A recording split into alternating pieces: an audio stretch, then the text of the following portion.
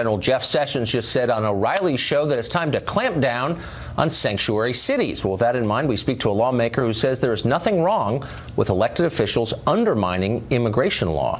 But first, anti-worker, anti-poor, Charles Murray, no more. Public safety. Anti-worker, anti-poor, I'm going to do it. Charles Murray.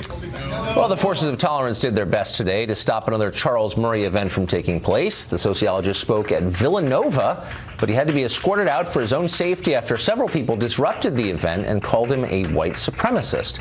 Murray returned after several people were rejected by the police. George Ciccariello-Maher is a professor at nearby Drexel University and a self-described radical political theorist. 2 days ago, he urged the disruption of Murray's speech, calling on students to, quote, make this impossible. Professor Ciccariello-Maher joins us tonight from Mexico City. Professor, thanks for coming on. I wonder if you see something inconsistent with someone who teaches at a university dedicated to the idea of the open exchange of ideas, calling for ideas he disagrees with to be shut down. I think we should be clear that universities are actually spaces for rational ideas, for arguments that are based in fact and evidence. And the reality is that Charles Murray has never based his arguments in evidence or facts. He has never passed any kind of rigorous academic examination of those ideas.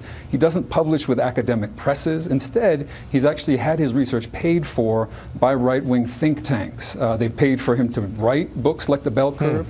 They paid for those books to be published, and then they actually paid for journalists to read and take seminars on those books to spread the gospel, as it were. So this is kind of the worst kind of pseudo-intellectual pay for play, and that doesn't guarantee you a platform on a university campus. So because he hasn't been published in academic journals and hasn't passed through the gauntlet of other professors assessing his work, though of course he has, because he has been an academic, but by that standard, I don't know, Plato, Aristotle, Socrates, none of them, I recall, publishing in academic journals. Is their writing also out of bounds on Drexel's campus? So I think the question is really also about the content of these writings. Let's be clear. This is someone who is defined as a white nationalist by the Southern Poverty Law Center. Someone who burned crosses in his youth and went on to play a role in violent counterinsurgency during the Vietnam War, and then who went on to support mass incarceration, the gutting of welfare. Okay, let me just stop you there. Just back up one step. He burned crosses in his youth. I know Charles Murray. I know quite a bit about him. I've read his books. I'm sure, unlike you, I'm not familiar with that. Can you substantiate that claim? Okay, well, you should have done research. It doesn't take much research to realize that this is something that happened. He claimed it wasn't racist, which might be plausible were it not for the fact that he went on to basically make a constant eugenic argument for racial inferiority through the rest of his career, arguing that black Americans and that Latinos are inferior. I don't want to get hung up, but since we're having a debate about what is accurate and what is not, what are you talking about? Charles Murray was a member of the Klan? I mean, what you can't throw these things out here. I know this is not an academic journal, but substantiate that claim, please.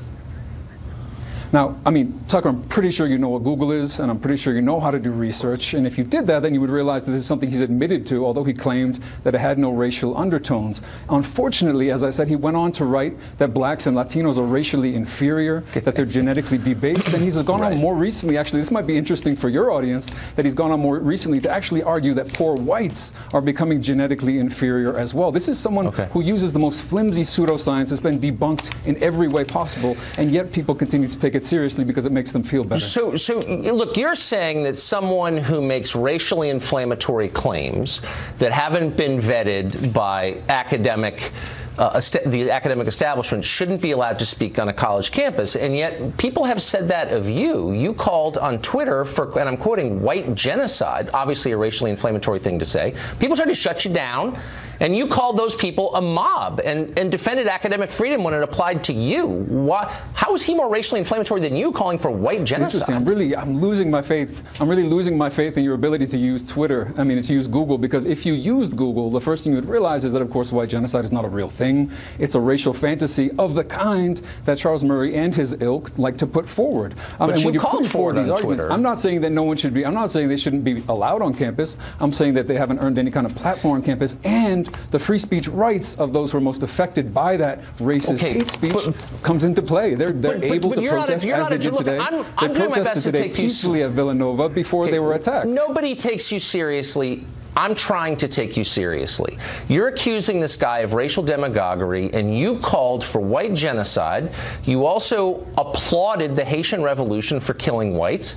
Look, those are your views. I'm not saying you shouldn't be allowed to express them. I'm merely pointing out the irony that you're trafficking in race hatred, and yet saying that Charles Murray shouldn't be allowed to speak because he traffics in race hatred. Are you self-aware enough to catch that? I actually believe, I believe in a very fundamental way that all people are equal. What's very interesting and different is that Charles Murray does not, and he's dedicated his life to arguing that people are inferior and that those inferior people should not have access to education, should not have access to social welfare. I think he's argued for genocide. Out of higher education. Okay, right. I doubt you've read a Charles Murray book, but I'll give you the benefit of the doubt. Supported by. Okay, but answer my question. You called for white genocide, and I'm not making it up. It actually got a lot of attention.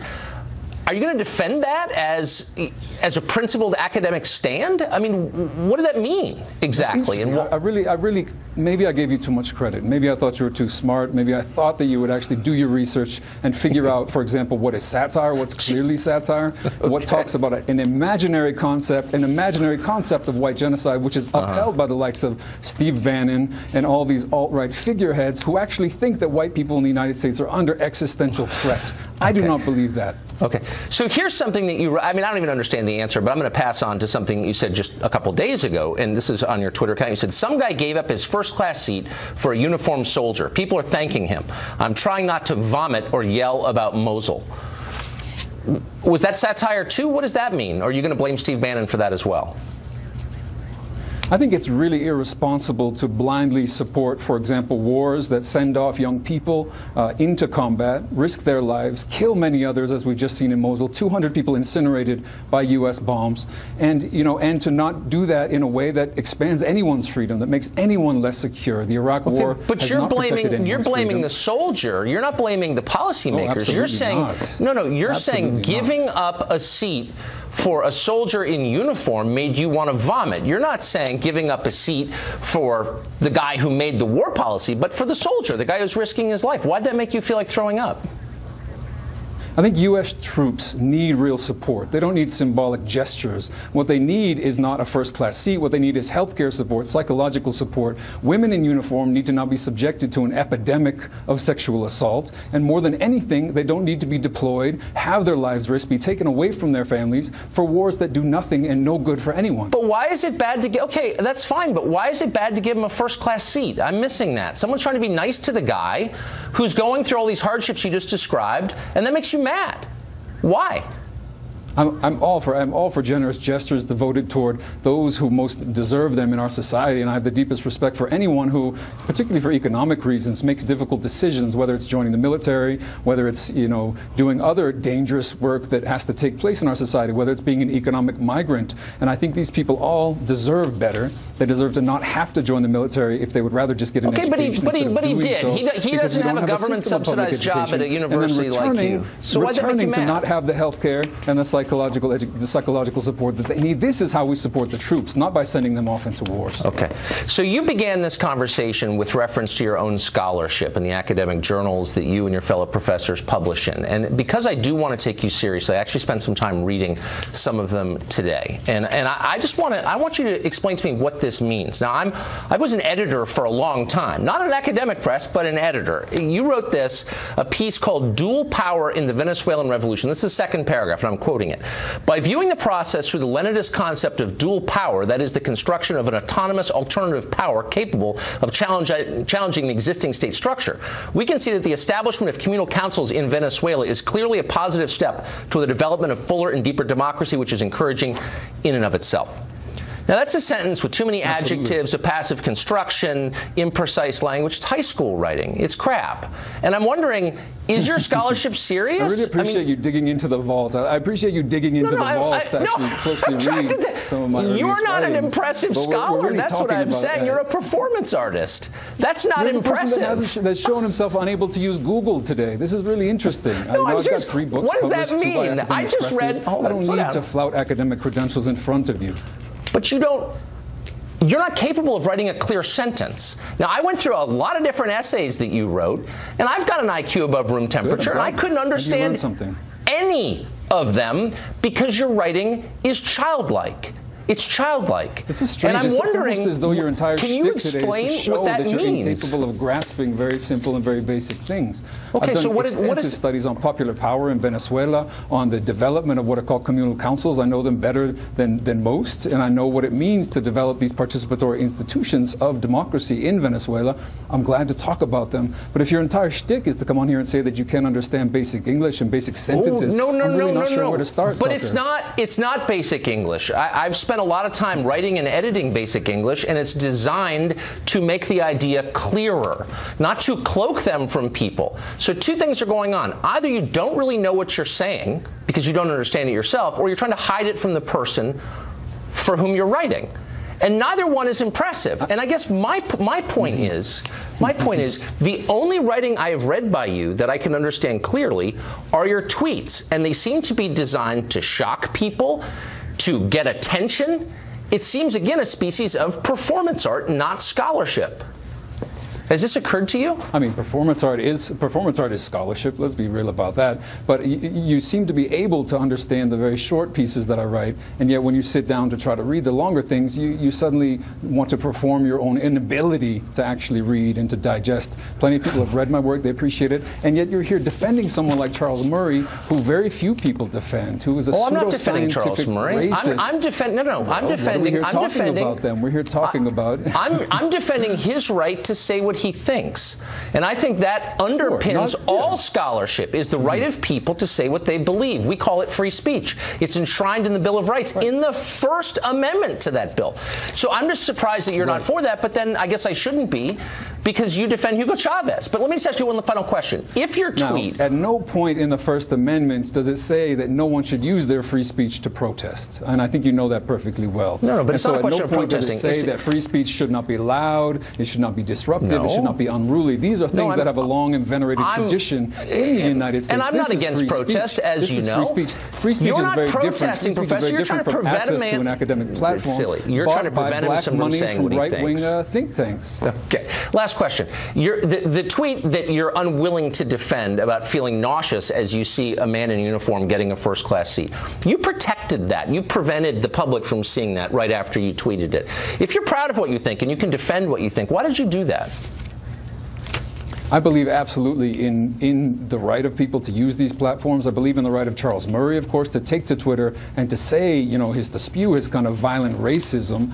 But that doesn't mean that he should be invited onto a university campus to do so. I'm sorry. I don't have a lot of time. I just want you to answer my question. Those people that he says are inferior, those people that he says are inferior have every right to protest to him, to take to the streets, to demand that he not be able to speak. But you're not answering my question. Their existence as human beings. You're going on He's saying that they're racism, inferior.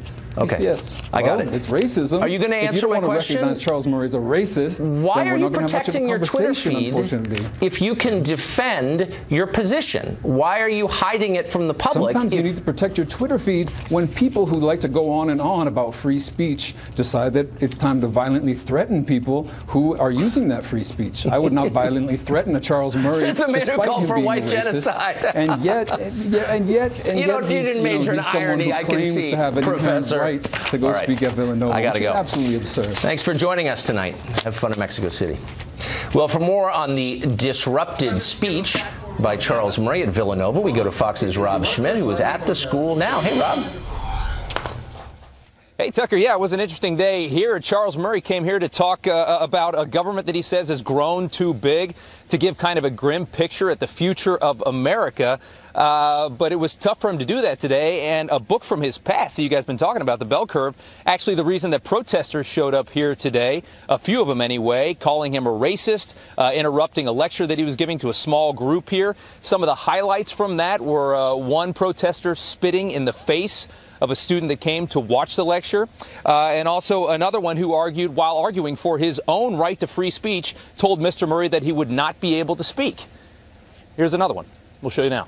Anti-worker, anti-poor, Charles Murray, no more. Anti-worker, anti-poor, Charles Murray, no more. Well, Murray, a libertarian political scientist, created quite a stir back in the 90s when he published The Bell Curve. That's a book that in part tied the IQ of Americans to how successful they will be, and also published IQ averages of Americans according to ethnicity. And just to go through the four there that were published, in first place, certain sects of Jews. Second place, East Asian Americans, as far as IQ goes. In third place, white Americans, such as Charles Murray himself, and in fourth place, African Americans. So, of course, this drew a lot of controversy at the time and has for years now, though the book is scientific. And Murray says that the findings of it are largely supported by the American Psychological Association. He has been branded as a racist by a number of people on the left. And he has been protested quite a bit in a very polarized time we're in right now. He's been protested quite a bit here in just the last few weeks, including a few weeks ago in Vermont at Middlebury College, where the protests turned violent. And actually a professor that was with Mr. Murray ended up in the hospital with a concussion. We spoke to some who attended today's lecture about the hatred for Mr. Murray. And we asked them about what they thought of the lecture and what they thought about such violence and such hatred towards this man. I understand why people are protesting, and I understand the heightened sensitivity to these kinds of things, but at the same time, I understand his trying to further his knowledge with science. The faculty in universities across the country votes 90 to 95% left liberal. Yeah. They view free speech as the enemy of moral truth at this point, and so it just has to be tamped down. Well, a few of the protesters had to be escorted out by police. Murray was able to finish the speech, though interrupted a number of times. And he actually clarified the findings from his book, The Bell Curve, to a young African-American student who went up to protest him. And I'm not sure that he won her over, but he certainly did make an impression on her and really kind of soften the mood in the room. Tucker, we'll send it back to you. Thanks, Rob. Pretty sure The Bell Curve was not the book he was there to talk about, actually, but no one paid attention to that. Up next, the Senate held hearings on Russia's role in the 2016 election. We considered inviting a senator on tonight, but instead we invited someone who actually knows what he's talking about because he speaks Russian, unlike everyone else talking about this. Also, a lawmaker in Massachusetts is rallying to the defense of a colleague who tried to help illegal immigrants hide from federal authorities. He'll be here to explain why it's okay for some laws to be ignored and which ones. A helpful guide for you at home. Stay tuned.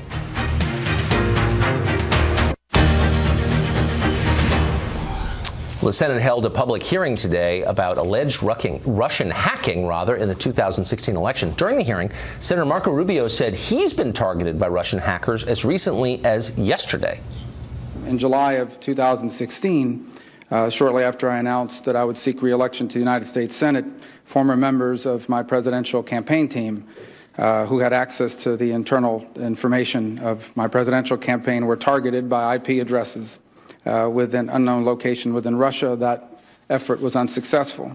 I'd also informed the committee that within the last 24 hours, at 10:45 a.m. yesterday, a second attempt was made, again, against former members of my presidential campaign team who had access to our internal information, again targeted from an IP address from an unknown location in Russia, and that effort was also unsuccessful.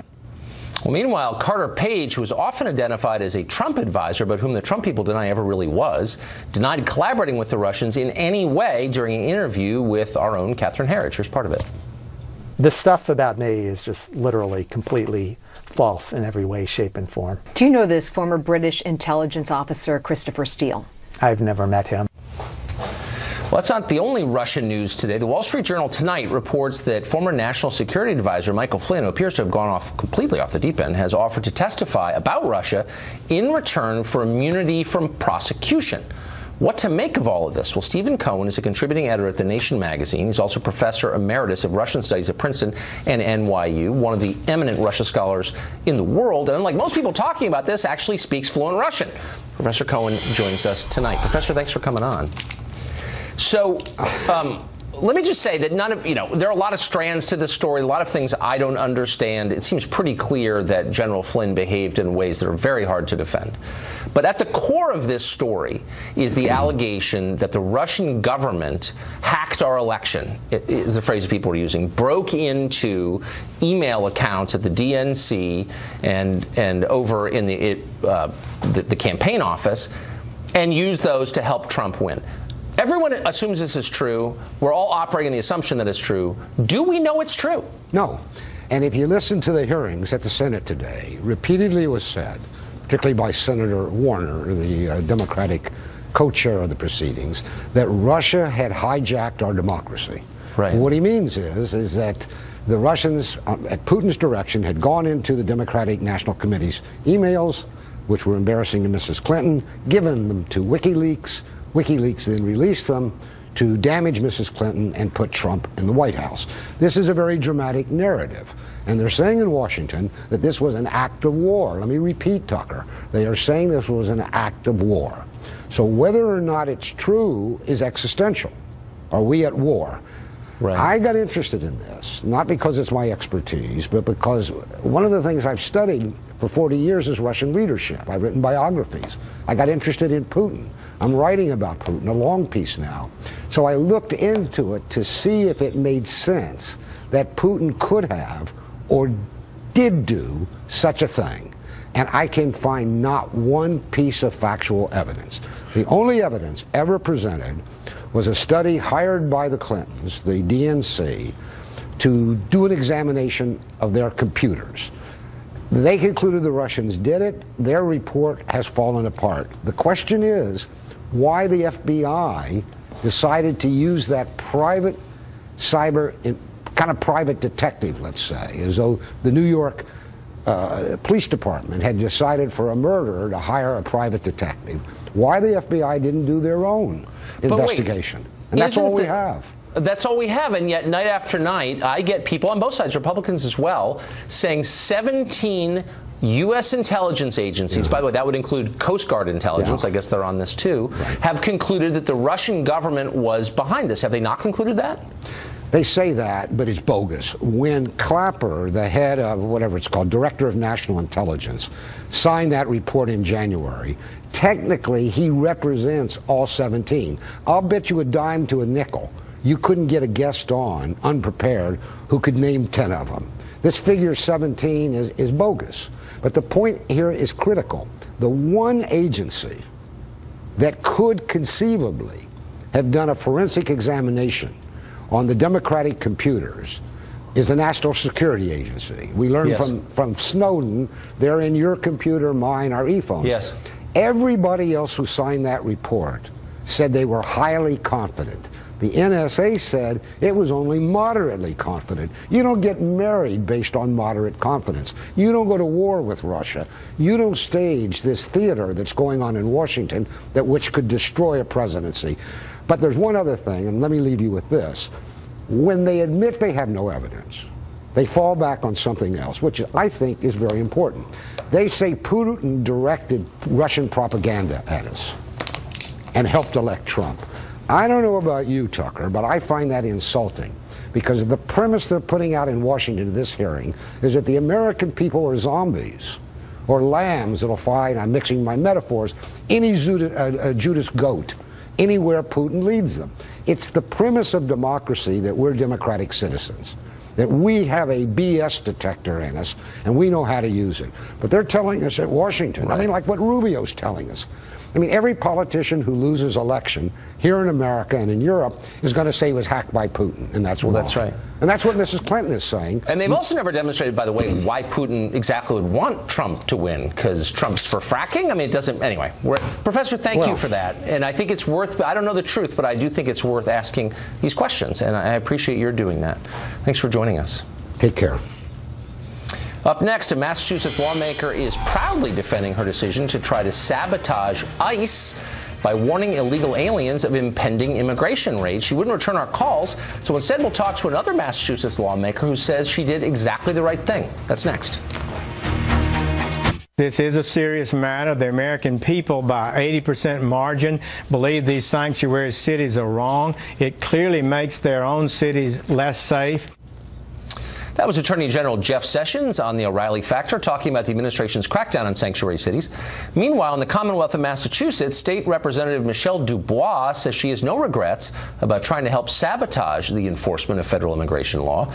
On Tuesday of this week, she posted rumors that ICE was going to conduct raids in Brockton, Mass, and urged illegals to go into hiding. Her fellow Democrats aren't exactly racing to defend the rule of law. Jamie Eldridge is a Massachusetts state senator. He supports Representative Dubois' efforts and is himself trying to make Massachusetts a sanctuary state for illegal immigrants. Senator Eldridge joins us tonight. Senator, thanks for coming on. Tucker, thanks for having me on. So you'd like to see the state of Massachusetts vote to make the Commonwealth a sanctuary for people here illegally, which seems to me legitimate. You know, voting on things, making laws, great. If you're able to do that, how would you feel if a sheriff in Massachusetts encouraged people to ignore the law that you passed? Do you think he should be punished for doing that? I don't know if they should be punished. I think when we're talking about Representative Dubois, look, she was looking out for the best interests of her entire community. We know that these ICE raids have been incredibly destabilized to communities. They actually cause immigrants, whether legal or undocumented, to have less trust in calling the police about a crime. So she was really looking out for the best interest of all of our constituents, including the immigrants in her district. Okay. And, you know, that's why we filed the Safe Communities Act to limit police interaction with ICE raids. Right. I get all that. I've heard all that a lot. There's no social science to suggest that any of this makes the community safer, but whatever. The point is... No, there is. There's studies that say that sanctuary cities are safer. There is. They are safer, but not because they're sanctuary cities. There's no proof of that. But here's the point. Is it a little weird for lawmakers to be encouraging people to ignore the law?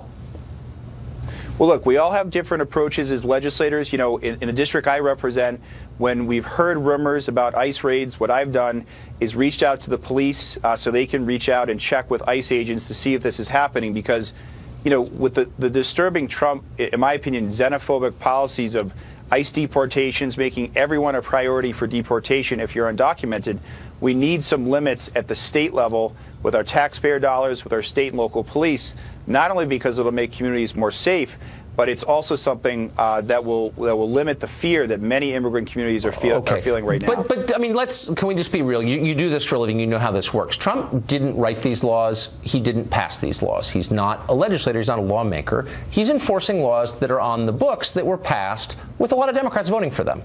So what he's saying is... But with some very disturbing executive orders. Tucker, there's executive orders prioritizing everyone for deportation. The basic immigration law is clear to everyone who lives here, which is there's a process by which you get to come here, you get a green card, you get a visa of some kind, and if you don't have that, you're not allowed to be here. That's the law. It was passed by Congress. It's been that way for 240 years. Nothing to do with Trump. And so my question is, do lawmakers get to decide which legitimately passed laws they're going to try to subvert or not? Can you kind of see the problem here?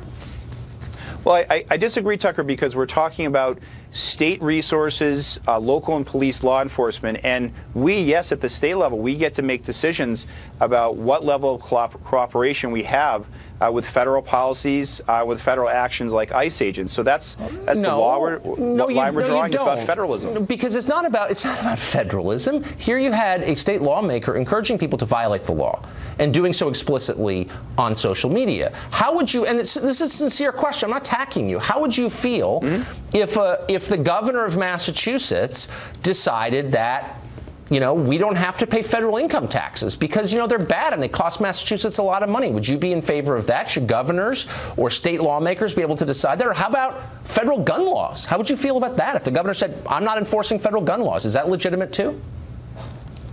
Well, if you're talking about state income taxes, not at all, or any taxes, what I'm talking about is we have a federal immigration policy, which is broken. I mean, we need immigration reform, but Republicans in Congress won't pass it. So at the state level, what is the best use of resources? And we've had police chief after police chief in Massachusetts talk about the fact that they would rather direct the resources towards violent criminals, whether those who are undocumented or whether those who are U.S. citizens. Sorry, I don't want to interrupt you, but you're not engaging my question at all. So let's say, again, I'm going to ask you the first question one more time and just see if you will answer it. If you were to pass laws in the state of Massachusetts to make it a sanctuary state, and there was a sheriff somewhere who felt like subverting those laws, doing what you are doing to the feds, but to the state of Massachusetts, would you support his right to do that? I wouldn't support that because under our bill, we would prohibit sheriffs from collaborating with ICE agents. So that's part of the bill. And again, it's important to talk about these families that are... You're prohibited from encouraging people to break the law, but you're doing it anyway because you feel like it and you think you're righteous in doing it. But you don't want to let other people make the same moral decisions that you're making, exercise their freedom of conscience? Because why? Except, Tucker, law officials at the end of the day have to follow state laws. And what we're saying is, how is the best use of state resources? Is it the best use of taxpayer resources to target hardworking families in their communities, giving back, providing a benefit to the Commonwealth of Massachusetts? Okay, well, speaking of hardworking families, I don't think that's a good use of taxpayer dollars. Okay, so you're from Acton. I know your state well. So you're from Acton, and down in Worcester, which is pretty like a half an hour away. It's pretty close. There was a teacher's aide last month who was murdered. She was strangled in her apartment by a man that we now know last week is an illegal alien. Now, you spent a lot of time talking about how to, protect these families, these vulnerable immigrants. How much time have you spent thinking about how to protect people like that woman and her family? What would you say to her family now that she's dead? Yeah, well, first of all, Worcester is not too far away from my district. I feel horrible for the family, and it's important to remember in reading the facts about how they found Mr. Melendez is that it was local police, it was the district attorney with DNA evidence. ICE agents were not at all involved in catching this person. It was a case of old police work that was able to capture this person. I get it, but he shouldn't have been here in the first place. I mean, as you know, it was illegal for him to be here. There's no dispute on that. He was an illegal alien. If he hadn't been here, he wouldn't have murdered this woman. So encouraging him to stay here, I'm not accusing you of complicity in her murder, but I'm just saying you can kind of see the connection here as a human being, can't you? Like, what would you say to her parents? Sorry? I think where I disagree with you is that if we just have a broad brush against all undocumented immigrants, you're not really creating the trust that allows immigrant communities or anyone in a community from feeling comfortable to call the police if they see a crime in their neighborhood, in their community. I've heard that talking point. For last question, who should be deported? We got 11 million odd, maybe more, illegal aliens here in America. Do all of them have the moral right to stay here? Who should we deport now? Well, we've had past administrations like the Reagan administration that did immigration reform that legalized undocumented immigrants. Well, what do you think? I mean, should we deport undocumented immigrants who have a violent criminal history, who've committed a violent act, they should be deported. I think that's common sense, and I think people agree with that. But a broad brush, as President Trump's executive orders has done, that prioritizes all undocumented immigrants, including very hardworking families, I think that's outrageous. I think it's xenophobic, and I think it's deeply disturbing. Xenophobic. All right. Senator, thanks for coming on tonight. I appreciate it. Thanks for having me on. Up next.